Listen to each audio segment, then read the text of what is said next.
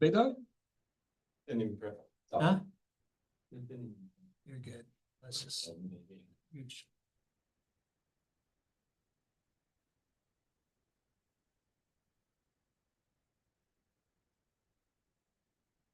Yep. All you gotta know is that you're gonna crap on Cleveland all day. Sweet. Right? Game on. That's how I prepare for every show. You need a breather? No, You're good? I'm good. All right. This is the best type of show.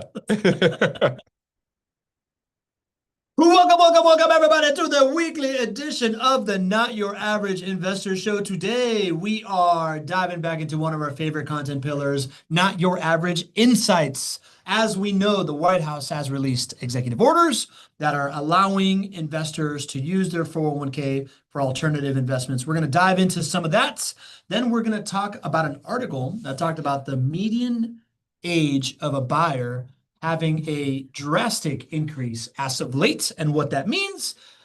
And then we're going to do a little football season. It's football season. Topic. We're going to talk about stadium deals, how they fit in, right? Like it is, these professional sports franchises are kind of like the ultimate rich guy investment, but it's really a real estate deal in most of these things. And not all real estate deals in professional sports are built the same. So GC's got some opinions.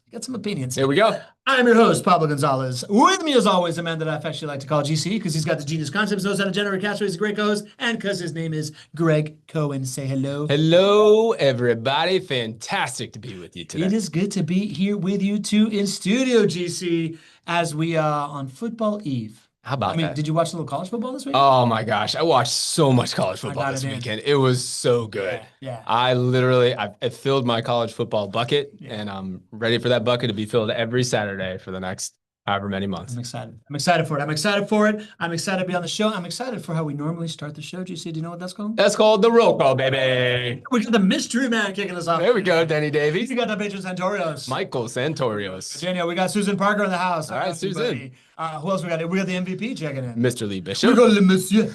Reggie Fonseca. Hello.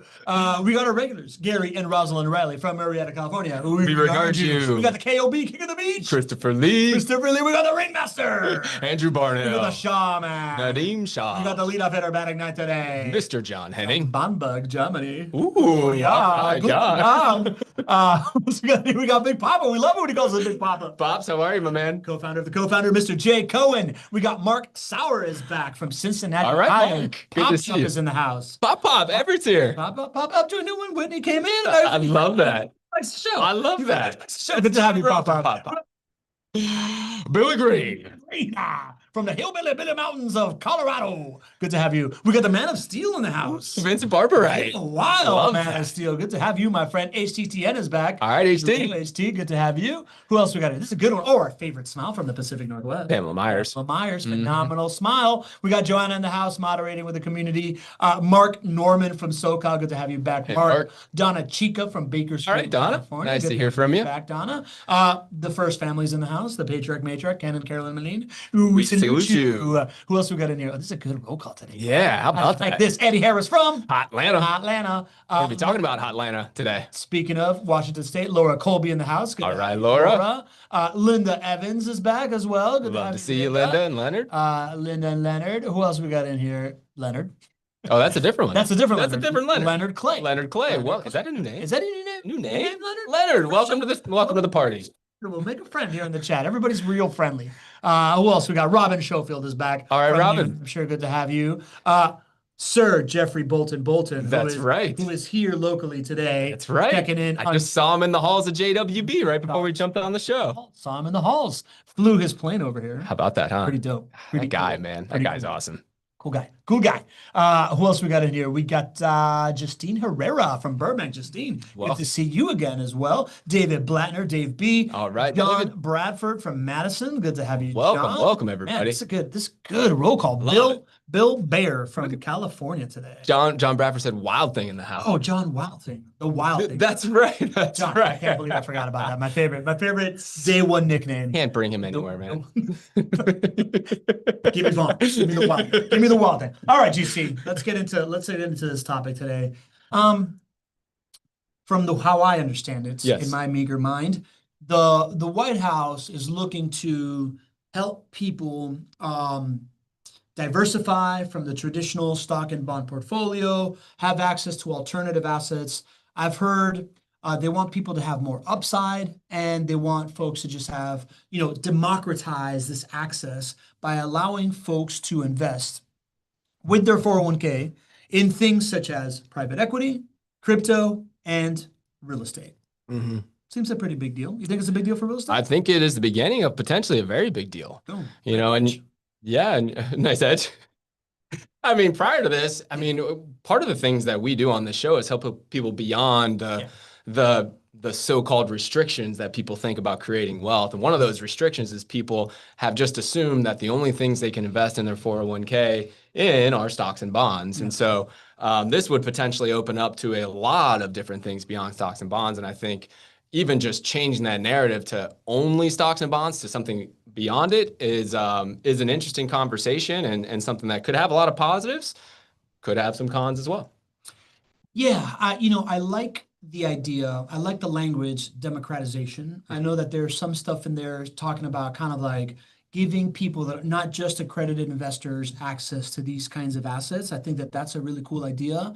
I think the idea of opening up the aperture to put these other investment types like real estate on par with stocks and bonds, and like habitualizing people to see them as retirement vehicles, not just as hobbies or something that you do once you have this other stuff figured out, kind of Right. thing, right? Like, Mhm. I like that stuff.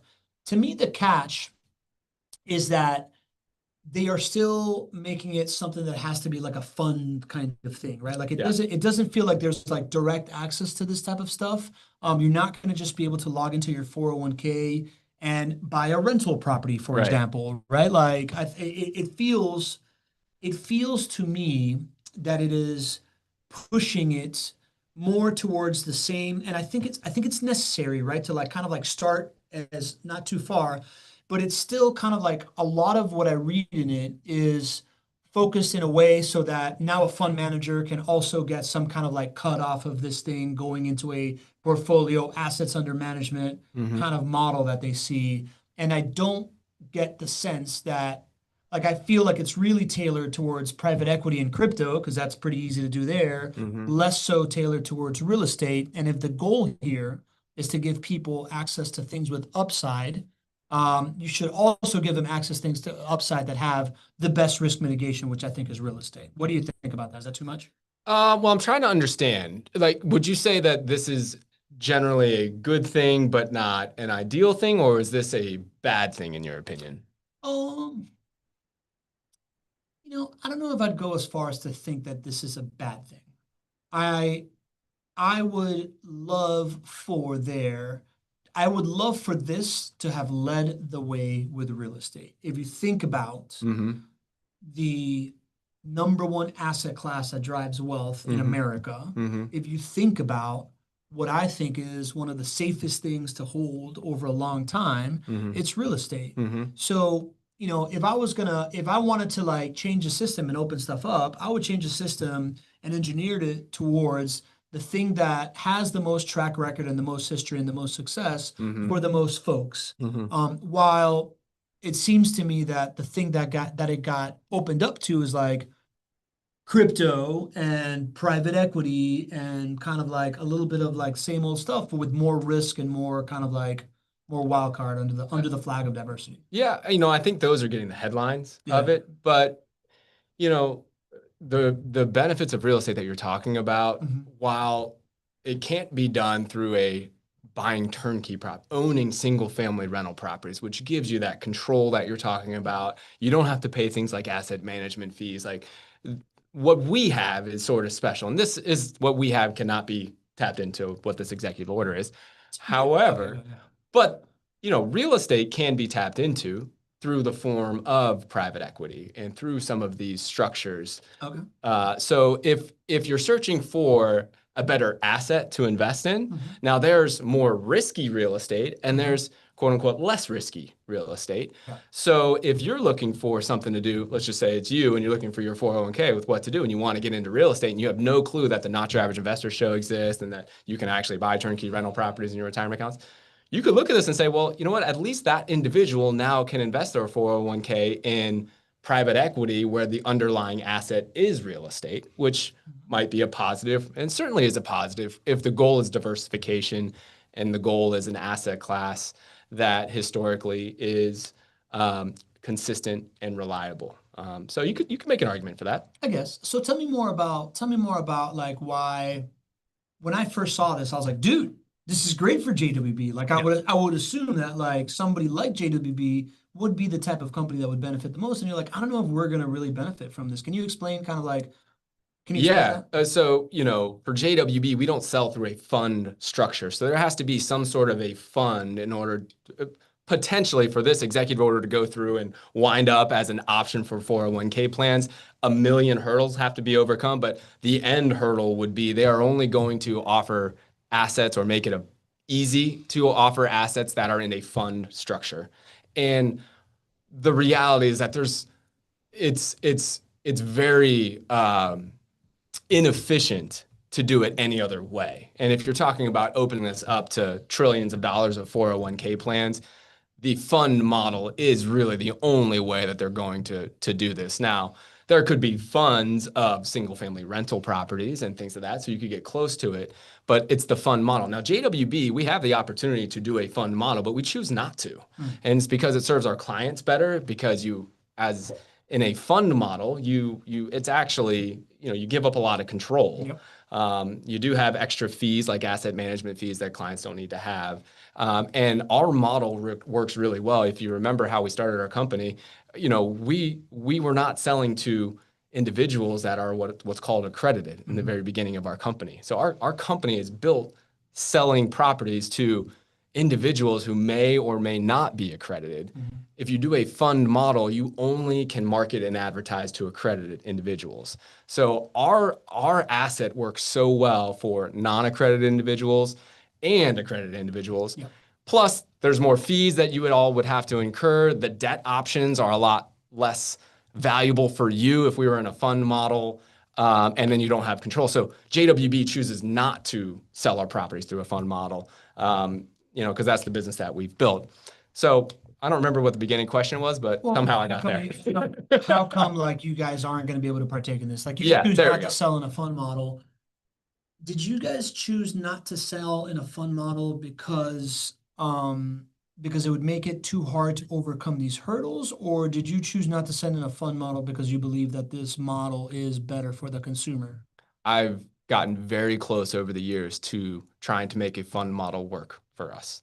I've done a ton of pro formas, and I've investigated every aspect of it. And the reason why we have not done that is because ultimately the return on the risk-adjusted return on the investment for the client at the end is not nearly as good as the model that we have right now. And this is my beef with it. Okay. Right? Well, like if we are opening up to help people diversify, right? Like if we are trying to do this, and by the way, Papa brings up the good point. He's asking like, do you think being done via executive order as opposed to like bill from Congress would have required more like details and discussions and concerns of safety? If you're going to do an executive order, you're going to be like, "Well, I just decree it to be this way," right? Like then decree it to be the way that is most democratized for the most people, that can really give them the best business model, that gives them the best risk-adjusted return on investment, as opposed to whatever is easiest for, like, I don't know, people to get a assets under management fee on. I love where you're going. It's, just we are a turnkey operator. We'll sell, a few hundred homes this year, right? Yeah. There's like pretty much one of us in the country, Yeah. like. Yeah, but wouldn't there be more? Shouldn't there be more JWBs? Yeah, I see where you're coming from. I mean, we're a special breed, right? There's 4 guys who came together to build this. Yeah. And we built this business because we wanted to make a big impact. We wanted to make a big impact locally.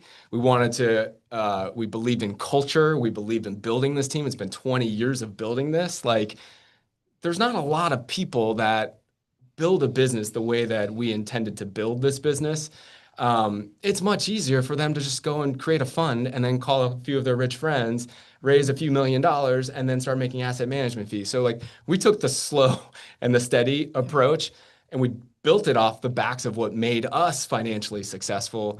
And so it's a different road. So I guess, yes, I wish there was more access to this, but there's a whole lot of shortcuts that other people can take that are much more profitable to do it. So I don't think you're going to convince a whole lot of people to build what we built at JWB. Yeah, that's fair. Like I get it, right? Like I think you get what you incentivize though, right? Like you guys are extraordinary because nobody incentivized you to build this outside of you finding a gap in the market that happens to fit and it fits your personality and your long-term outlook, and because of that you're so different. I think if we were to create roads for folks to build companies like these, that if you are able to come and perform and do these kinds of things, then there would be more three friends that get together and don't create a fund, instead create this like vertically integrated experience that allows people to invest in workforce housings, which we desperately need in America, as opposed to just like putting up buildings and like syndicating it. Yeah, I think we're looking at this and our threshold for what is kind of good in this sense is just, we're just looking at it a little bit differently. So like I think I'm looking at it more pragmatically, and just saying, hey, listen, on the surface here, this is probably a positive step for the average investor to be able to have access to things beyond stocks and bonds in their 401k. So I think we can probably agree that there's some positivity from that. Your point's really valid, which is this leading people to ultimately what we have found as being the best way to build wealth, which is to own a portfolio of single family rental properties and have it professionally managed that you own and control? Probably not. But is it better than what reality is today? True. For most investors who are highly, highly concentrated in one asset class, it's probably better than that today. So I think that's probably just the two lenses there. Fair, and the other asset classes also deserve their day in the sun, right? Like we should normalize these things. They've become normalized.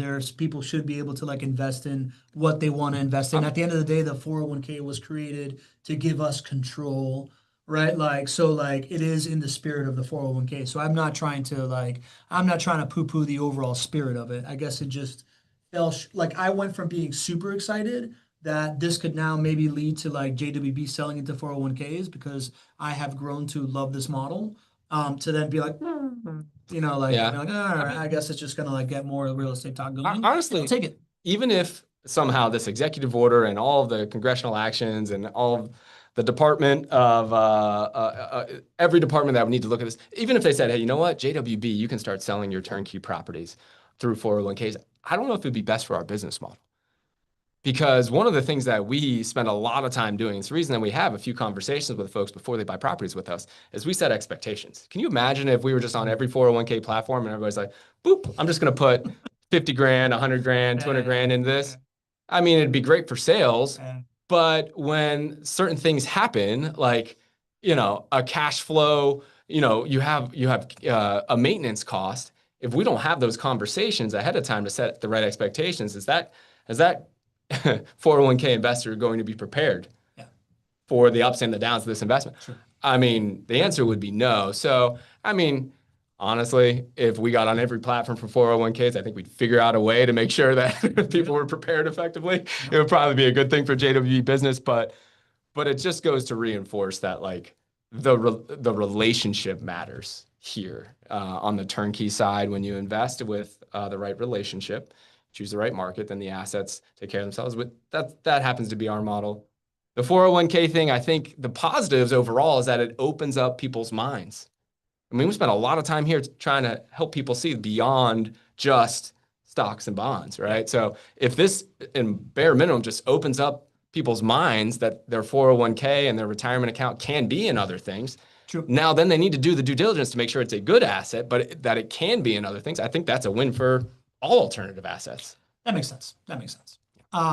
So I concede, Greg, this is a good move. I wasn't trying to say that this isn't a good move. I guess I just got hot and bothered by the whole like. I love your angle. I really do. Yeah. If you didn't take that angle, I probably would have taken that angle. So It's kind of, this is true. Points, counterpoints. All right, now we're going to discuss another article as we move along here. I just shared it in the chat, but essentially we just saw this this data point in here that tells us, where is it? Boom. Article from Apollo.com that says the median age of home buyers right now is 56. It starts by saying that we were at 31 in 1981, median age of home buyers, not first-time home buyers. Gotcha. Median age of home buyers, 31 in the early 80s. In 2021, it was 45, and now we are at 56 is the median age of home buyers. What's the first thing that you think of when you hear this? Affordability challenges, man. Affordability challenges and obstacles for everyday people to own an asset that has made more people financially secure and financially wealthy than any other asset with less obstacles. Now we have affordability, which is a major obstacle. So I feel bad for those who can't take part in this asset class because of affordability. I mean, it's a concerning number, I think, right? Like to think that what is it? We call it the American dream, right? Home ownership, control of your own space and your destiny and stuff like that. The fact that the median age has gotten that much older tells me that young people are, whether capacity or mentality, like having a hard time talking themselves into buying their own home. Yeah. Right? Like maybe it's too expensive. Maybe they're just like, I don't know how I feel about America. Right? Like to me, it's a whole long tail thing. Like I know that when my wife and I finally bought our own place here in Jacksonville, as much as I loved Jacksonville, it created a sense of space and a sense of belonging that I did not know I was missing, right? And I for sure didn't realize how much she was missing it. And it's been such a game changer. So I'm sad when I see the number. When I think about it from the investor lens and from what we're doing here, it continues to reinforce the belief for me that investing in these like starter homes, workforce housing, supplying workforce housing, creating a very livable experience from people that care about you in workforce housing is not just, it's investing in a critical need, it's investing in in the critical infrastructure of America. Like we need more money flowing this way. And I think the only thing that can help is increase supply, as you say, right? Yep, 100%. I mean, I think, it's a critical need for the individual to be owning a home, just like you expressed your own personal situation. It's a critical need. Sometimes you don't even know you need it until you get to experience what being a homeowner really means and walking down the street of your neighborhood and looking at your neighbors and saying, hey, you know what? I planted my flag here. This is going to be my spot. You pick up trash a little bit more often down the street. You do whatever. You look out for your neighbor a little bit more. So it's a critical need for the individual. It's also a critical need for the community and for the neighborhood and for the market. And it's also a critical need for our government that especially first-time home buyers and ownership overall is strong. And that's why you see the government incentivize us to be able to own homes. They need home ownership to be working in our government, in our country. And that's part of the reason why we have loans that are available to us that you don't get in other countries. It's because our country has figured out that home ownership is so important. So it's a critical need at every step along the way. And you start to say, well, we know we have affordability challenges. I think people look at that and say, well, what are a couple of ways that you can solve affordability challenges? And people would probably look to interest rates. Interest rates have been elevated for a very long time now. And if we are to have lower interest rates, that immediately helps with affordability. But that doesn't solve the affordability problem, right? What we really need to solve the affordability problem is we need to increase supply. But it's not just any type of supply of housing. We need to increase the supply of housing that is missing the most, which is workforce housing. And so if you have an opportunity to, here's the way I look at what we do at JWB. If you have an opportunity to make a great investment, that's one thing, and earn a great risk-adjusted return, we love doing that. But if you have an opportunity to be a part of a bigger solution for a bigger problem, That's what gets me excited. And I don't know if everybody really understands how much of a part of the solution those who invest in turnkey rental properties, especially new construction turnkey rental properties, you're helping to solve the affordability problem because you are bringing more supply of houses, the houses that are needed most, new construction, into the neighborhoods that are needed most, workforce housing, which can help to ease affordability concerns as we look forward into the future. Yeah, man. I think this is the moment where I think we're coming up on half an hour. We're trying not to be like salesy or whatever on the show. Half an hour in, we're doing the JWB commercial. And it just so happens that it ties up with exactly what you're saying, right? Like investing in workforce housing, bringing these things to market, right? Like serving the community with someone that's bringing these and then bringing owners of these properties like us in the Not Your Average Investor Show community. What you guys are doing, to me, is like one of these like few shining examples of trying to do everything possible to solve for this, right? So if anybody that is watching this for the first time, you don't know what JWB does, that's what they do. They bring in they're completely vertically integrated turnkey rental property investing company. You guys, from everything from the land to the construction to the residents, to like managing the communities to investing in the economic development of the city, you do it all and you make it very, very passive for a retail investor like myself to own properties when you don't have the time. And if you want to know more about that, go to jwbrealestatecapital.com/report, and you can download the Q2, Q3 quarterly market update that JWB does that tells you about Jacksonville. Anything you want to add to that before? I think you did a great job. So now that we're back to this discussion, Okay. right? I then, as I started looking at this, right, like I'm seeing what Denny wrote here, this idea that these young people who don't want to settle down, right? Because they're saying some of the reason why this is happening is because younger folks, they have this like unplugged lifestyle new to old generations, right? Sure. And they don't want to settle down. But Denny, in the military, right, has been a career in the a not phenomenal career in the military. Absolutely. Says these young people who don't want to settle down can have their cake and eat it too.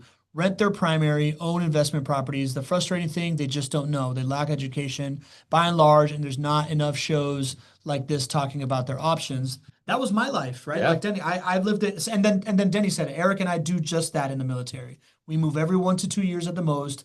Buying primary in places we don't want to own homes long term is stupid. So we buy investment properties instead. Young people can do this with massive success, is properly educated. I wasn't in the military, but I did this as well, right? Yeah. Like I knew that I was in Jacksonville, I was renting. I knew that I wasn't about to buy like the home that I really wanted to settle down in. So I started investing in rental properties. I had the benefit of the show and you and the community and all this type of stuff. Since young people don't tend to have that education, right? And maybe don't even have the means to do that right now in like what seems like a bloodbath job market for people coming out of college right now, right? With AI and all this stuff. Right. I think that not only is it a really, really good investment to invest in these assets for just about any American that wants to invest in critical infrastructure that has upside and high floor and whatever, I'm starting to think that if I had kids and I was a older Gen Xer, younger boomer, I would start thinking beyond this thing as an investment and more of this as like a family blueprint kind of thing, right? Like I'm not one for a handout, but I'm definitely one for a hand up. And the idea of investing in rental properties, whether it's like your kids going to college there, so buy a piece of property, help have them manage it. Yeah. You know, like I've seen folks do that. I know like when my grandfather passed away, we each he gave us each 30 grand.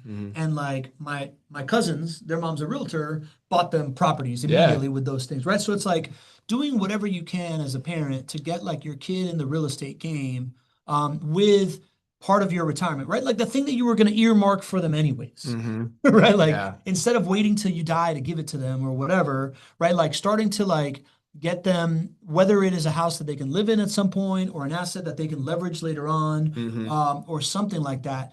feels to me like something that we will be talking much more and more about as this number continues to happen. What do you think about that? Well, it's interesting because I'm hearing, and I know you mentioned this a little bit before we got on air, but I think I'm understanding this at a deeper level now. So for you, if I'm understanding correctly, the average age for a home buyer right now is 56. I mean, if you think about that, our kids on average are not going to be able to buy their home until they're 56, right? So, so you've got that real challenge there, but it's more than just about the ability to make a good financial decision. It's about how can you give your kids the feeling that you had as a homeowner in their 20s or 30s, right?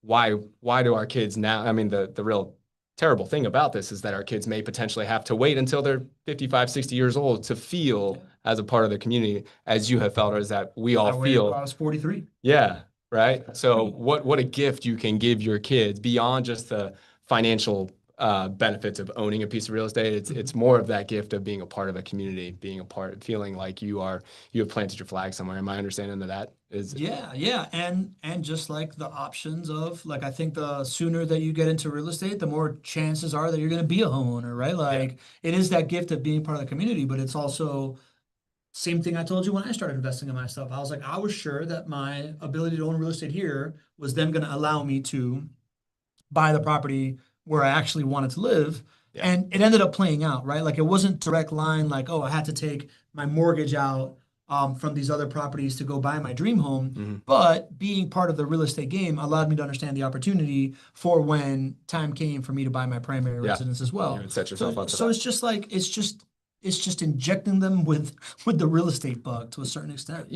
And for me, where my head goes after thinking about this is like, if, why do we have affordability challenges? Well, it's because the value of real estate goes up, right? The reason that we love this asset class is because it's so consistent. It's because it solves a critical need for everybody that I just mentioned there. And there's inherent value, and we all understand it. And as long as people want to have a roof over their head, we can feel confident that the value is there for real estate. So ultimately, affordability is here because people desire this. And you want to be investing in something that people desire. You want to help your kids invest in something that they desire. So there's that. Like, let's just think about why affordability is a challenge, is because owning a home is valuable. It's a good thing to buy and to hold. But, there's the idea of helping our kids buy a home, right? And maybe buying it for them, which I think is amazing. Or if your kid's going to college and maybe buying the home they live in for 4 years because you got great renters, or maybe not so great renters right there. I love that. But I think the win here is if we understand that real estate is valuable and people comprehend it, and it tends to go up with inflation over time, and you really can create great financial outcomes for it. Like, the onus of teaching our kids how to do it for themselves at a younger age is even more and more important to me. That's where I would go. And having kids listen to shows like this, and having kids understand financial education like Denny is talking about here, and understanding and breaking down those paradigms, which have probably constricted many of us for many decades, and thinking about things differently, like a not your average investor, and looking at how you can work to your financial outcome by buying investment properties before you buy your primary. That might be the best thing for you, right? So exposing our kids to that level of education and relationships. And then I look right now, this is the best time for young people to have access to education and relationships. I had to work really, really hard to get education and relationships 20-something years ago when I first started down this journey. Now we see hundreds of people on the show right now that tune in every single week, and we get access to relationships and education and real friendships and people that are in your corner. So I think the onus of teaching our kids to do it for themselves with our guidance is even more important. And at the same time, it's a beautiful time for them to take a step. Tune into a show like this, listen to a podcast like this, start to listen. And so I actually think there's a great opportunity, even though affordability challenges are there. I think that our kids can really benefit now in ways that were a lot harder to do back in the day. Yeah, you say something often on this show, which is the money is the easiest hurdle to overcome. And that is very counterintuitive, right? But if you could grow up knowing that there is financial engineering and creative ways to overcome the money hurdle to achieve whatever you want in real estate and this type of thing, I feel like that by itself, right? Like that would be a super, super powerful thing to help a kid understand. Yeah. Like it's one thing to be like, look, this is what compounding interest can do. And then there's another thing that's just like, look how you can just manufacture wealth out of nothing. Right. Right. Like, Yeah. like that part of it is very, very real. Do you and your kids like sit down and talk about kind of like the dollars and cents of the real estate portfolio and stuff like that? Like how involved are they? Oh, I wish. Yeah. A man can dream, Yeah. My kids are 13 and 11, and we've made it a real point that it's okay to talk about money. Mhm. It's okay to talk about investments. They've sat right here and have done their own episode of the Not Your Average Investor Show, which is pretty fun. They listen from time to time, but my kids are 13 and 11, and I'm dad. Yeah. So like if the show comes on in the car or whatnot on the podcast, they're the quickest to change the channel. But what I know and what I have seen is I've heard them talk to others. And I've heard, That's cool. we saw my daughter Bella give her talk at the last summit where she talked about building a business and helping others. And remember when she talked about recognizing her 4 friends? Dude, that was so. She understands the importance of culture. So to answer your question directly, the amount of times I get to sit down and actually review a pro forma with my kids is 0, but we talk openly about it. It's a part of every conversation. They are quick to be like, "Oh, come on, Dad. I've heard enough." They say it all the time, but I know it's sinking in. That's cool. That's awesome, man. Yeah. All right. Greg Stone has a question here. He says, by the way, awesome shares here from the community, from Nadeem and from Ken, talking about their family experiences, and Denny and Michael, talking about like their family experiences of like buying real estate and how that's affected it. Really, really awesome. Greg Stone is asking, who would a foreign investor contact at JWB? He potentially has a friend in Germany, but he's not sure if his same contact at JWB is the same. Oh yeah, just reach out to your portfolio manager, Greg. We've served clients that are overseas and investing here in Jacksonville with JWB, so certainly experienced in doing that. So hopefully we can help your friend out. So yeah, just reach out to your portfolio manager. Cool. Now we're talking about something uniquely American. All right. See, it's football season. Yeah, it is. Y'all know, I had my fantasy football draft last night. Yeah, how'd you do? I thought I did pretty good. Yeah? I did pretty good. You don't want to brag too much. The AI rating gave me an A, which is a kiss of death, right? I got a C on mine. So that probably means you're going to win your league. Maybe. So anyways, that's Fantasy Football Nerd Talk, different podcast. Professional sports teams, particularly NFL teams, have become this hallmark of thriving cities. They have been known for their economic development power, right? Like I think we talk about it all the time. This idea of like the UF campus coming to Jacksonville is the biggest economic driver since the Jaguars showed up, right? Like it's a giant driver of economic power. Owning these franchises has become like the ultimate rich guy investing, right? Like, and these generally boil down to real estate deals that are public-private partnerships in some way. The strategy really matters and the results come after.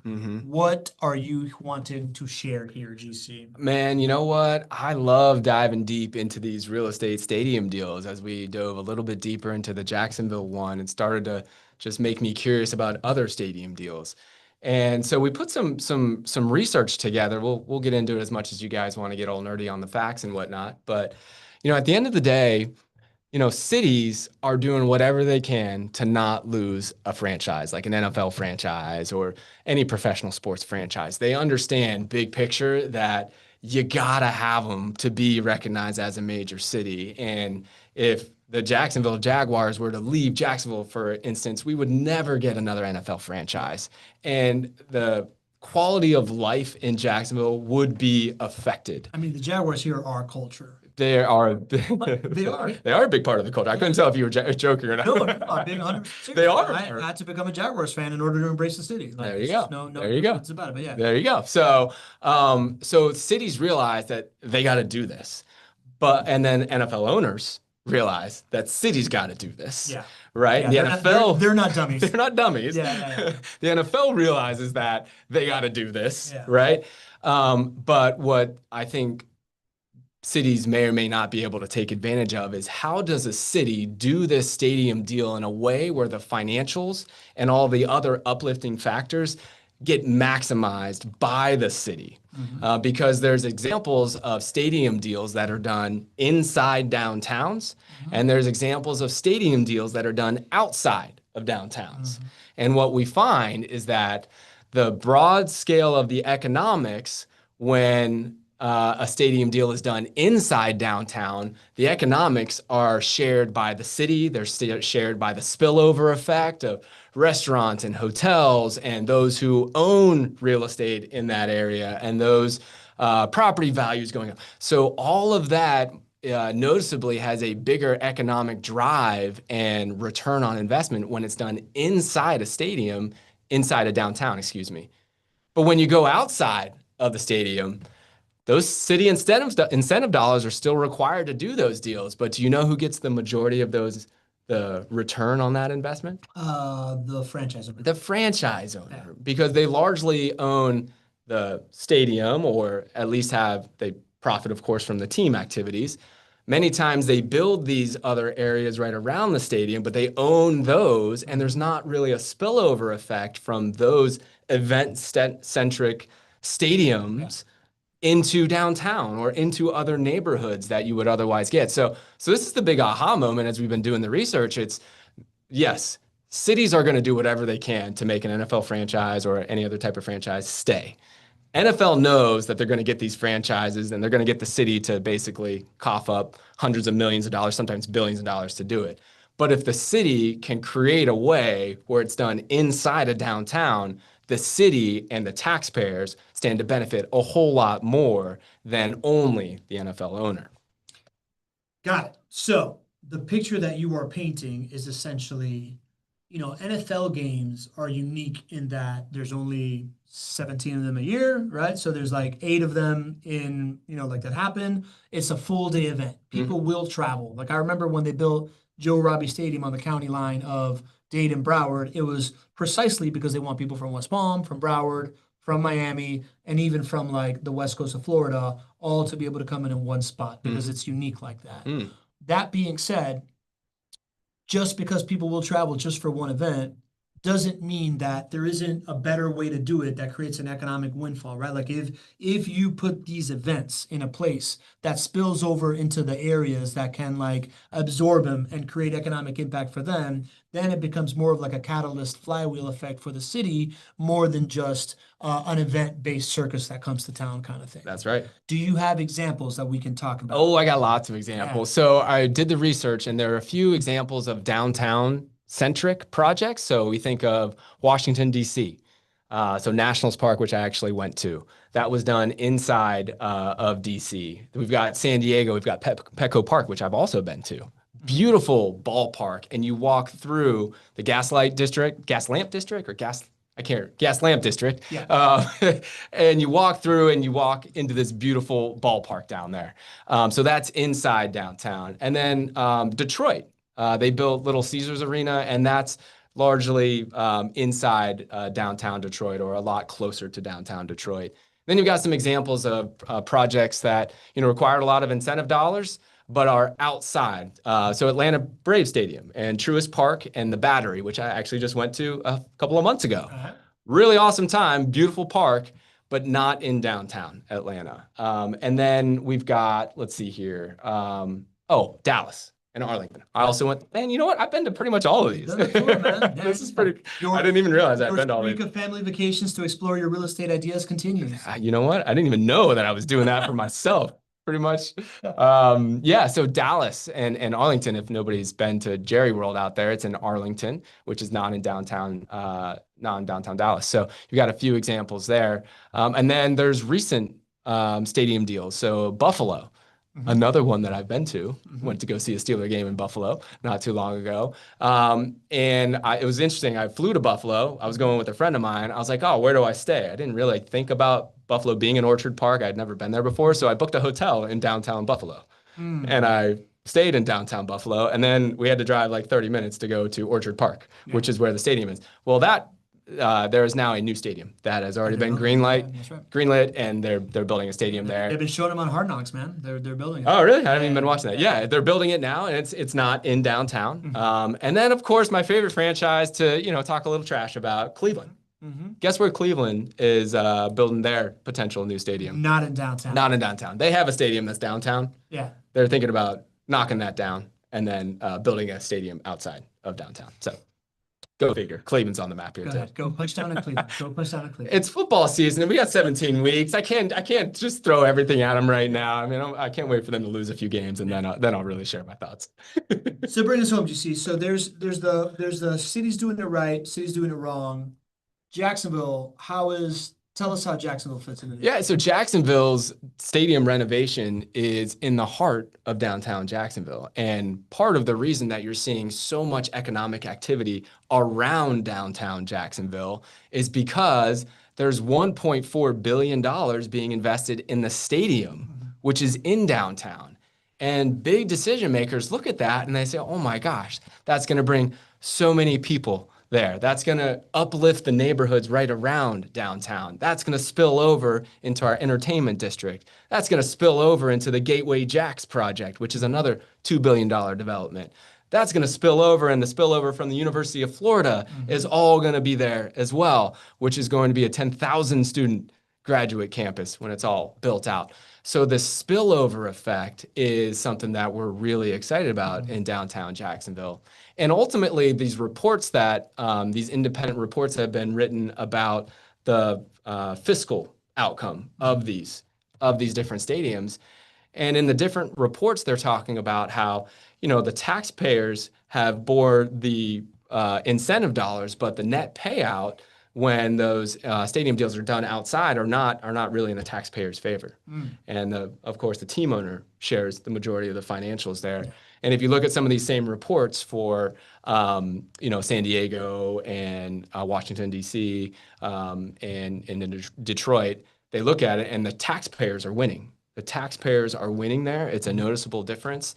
And they also talk about the catalytic development that is inspired in and around there. So like, if you're off in the middle of nowhere and you build this incredible Jerry world, it's hard for a developer to just tack onto that. It's much easier for you to put $1.4 billion into downtown Jacksonville, and for small and big developers to say, you know what, I'm in the zone here. I'm going to take that risk of developing something, the next hotel, restaurant, whatnot.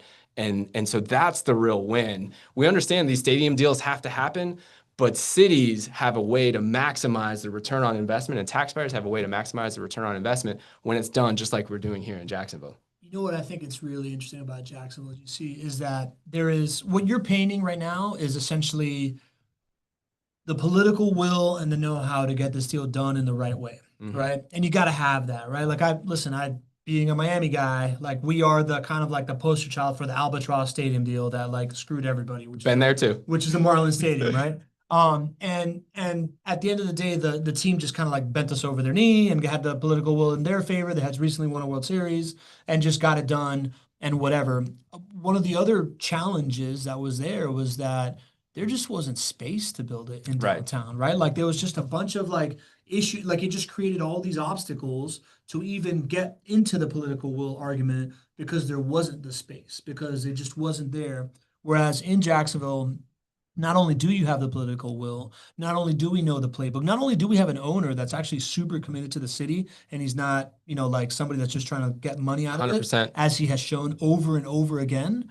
But there's also the space, right? Like this like open canvas of downtown Jacksonville that allows projects like Gateway Jacks to come out of the ground, and what's happening in the stadium, to me, I think can't be underestimated of like this, the luck of having this. Yeah, I'm not the first person to realize this. Cities realize this too. And, if you can get more of an economic spillover into increased development in other places, like all cities would do this. Well, why don't most cities do this? It's a combination of those factors. I was in Arlington and I went on the tour of the Dallas Cowboys stadium, and the lady who was giving the tour, she must have just, bless her heart, she was not expecting me to ask a bunch of these questions, but I'm asking, so how did Jerry put this deal together? What type of incentives were given? Why did they not use the incentives in downtown? She's like, sir, I don't really know. So I did a whole bunch of research. She helped me a little bit. The reason that it wasn't done in Dallas was because they couldn't get the incentives approved. The political structure and the will was not there in Dallas to get the incentives that Jerry wanted to be able to do the deal in Dallas. Yep. So Jerry said, all right, I'm going to go to the next best place that's going to give me the number that I want. So, it's a really special opportunity to do this. Now, they might not have land, right? They might not have the land to do it in that downtown because more downtowns are built out and they just might not be able to do it. So it is a special opportunity to be able to do it in downtown Jacksonville. The fact that we have an owner who is committed to Jacksonville, who loves being here, and it doesn't just look at the franchise as the only way for him to run a profitable franchise. He's looking at building up the community around it. He's investing in a Four Seasons, which is right next to downtown. He's putting hundreds of millions of dollars into his own. So we have an owner who is a forward thinker and is committed to Jacksonville, which is unique. We have the land to do it here, which is unique. We have public-private partnerships coming together. We have our city leaders who believe that it's a good idea to give these incentive dollars because of what it's going to do for our taxpayers. And we have our citizens who voted, who say yes, by proxy. City council actually votes, but our city council members are listening to citizens, and citizens said, yes, we can do these incentives. That doesn't happen in every city, so we are really, really lucky, and we get to, I think, be a shining star of how to do a stadium deal where the taxpayers benefit and that economic development is catalyzed across all of downtown. We see those, we see it in rising property values. We see it in rising rents, but what we see it in, most importantly, rising incomes and more jobs, income, right? Yeah. Rising incomes and more jobs. So I'm excited to share that story as it plays out, especially over the next few years. I'm excited for that too. And I'm excited being on like the inner circle here of the Not Your Average Investor that knows that because this is happening in downtown means that these like surrounding areas, these single family workforce homes all around it, where you guys bring these offers to market, will all benefit from it. And it allows me to kind of like play alongside with billionaire Shad Khan as he redevelops downtown and benefit from it and take part in this like economic kind of like flywheel and all that stuff. It's special, man. That is the football edition of the Not Your Average Invest Show. Football kickoff edition of the Not Your Average Invest Show. GC. Not Your Average Insights, man. We haven't had it in a while. We had like 95 plus people here at one point. I'm pretty sure we had over 100 folks. We did. I saw it. If we go overall, I love having this content format. It's like reacting to headlines, talking about what's going on. I saw we had some incredible chat here as well. You guys sharing great stories. Especially I love when we talk about ways to help our kids or how to help young people take advantage of this. So man, I love this. Great topics, buddy. I do too. We got a couple questions here. I see one here from a Not Your Average guest. If you checked in with a text, I don't know what your name is unless you put it there. So they say, what about real estate taxes? They just seem to be going up every year, sometimes seem to outpace appreciation and monthly income. What is your expectations on taxes for the future of Florida?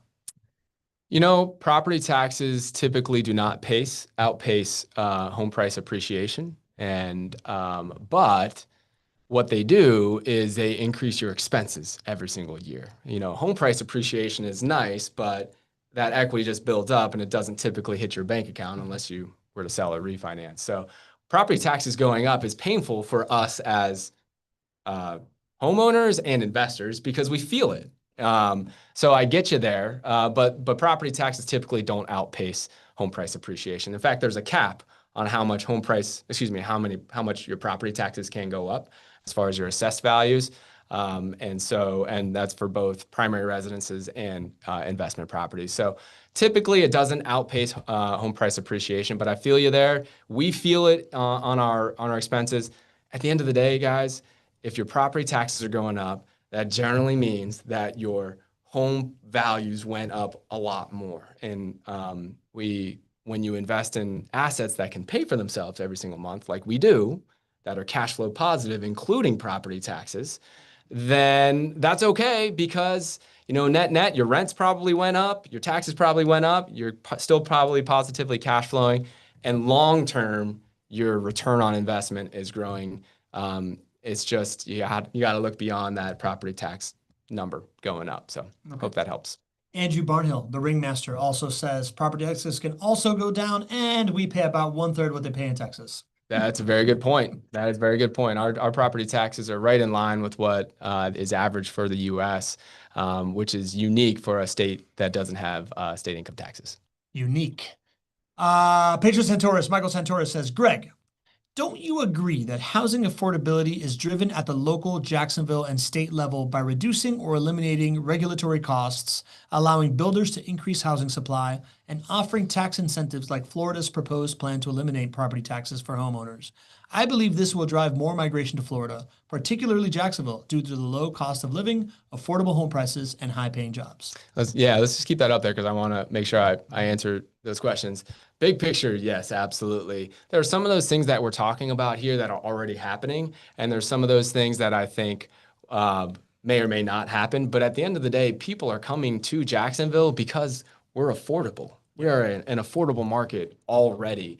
Now, I think the real question is, as we have this growth happening, as we see what's happening in downtown Jacksonville, and we see median incomes going up and more people moving downtown and property values going up over time, how do we not become the next San Francisco, right? How do we make sure that we still are affordable? And the key to doing that is by doing a couple of different things. Raising median incomes, but just like Michael's talking about here, reducing regulatory and eliminating regulatory costs, increasing housing supply. Those are things that we need to be doing.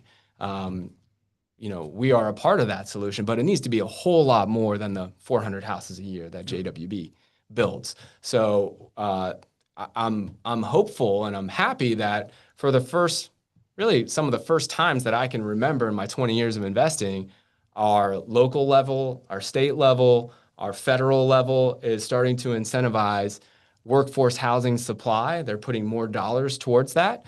There's talks about reducing and eliminating some of the regulatory costs, doing it in a way that is responsible.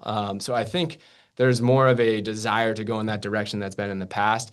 But Jacksonville, as it stands today, is in a good spot compared to our sister cities. However, my big question is, how do we, knowing that growth is going to happen here and we see home values going up here as a result of downtown and some other good initiatives, how do we stay affordable? That's going to be the next challenge for Jacksonville. It helps that it's still the biggest bargain in Florida. It is, right? Of any of the major cities. But I mean, to me, the cost of living to quality of life ratio here still continues to astound me. From the weather to kind of the pricing of things to the beach access to where we are in Florida and the different road trips that you can have versus being all the way down the Panhandle and having to drive 4 hours before anything changes. I get it, man. Quality of life here is phenomenal, man. I'm not going anywhere. I'm a big fan. All right, GC, next week we are talking about questions that you would need to ask a property manager in order to understand that they are the right type of team, right? We talk a lot about this idea of having the right order of operations, and we believe that most people have it wrong. They start with a property, end with a property manager. We believe you start with a property manager first. So we're going to talk about the questions that you want to ask to make sure that you're doing the right order of operations. Any last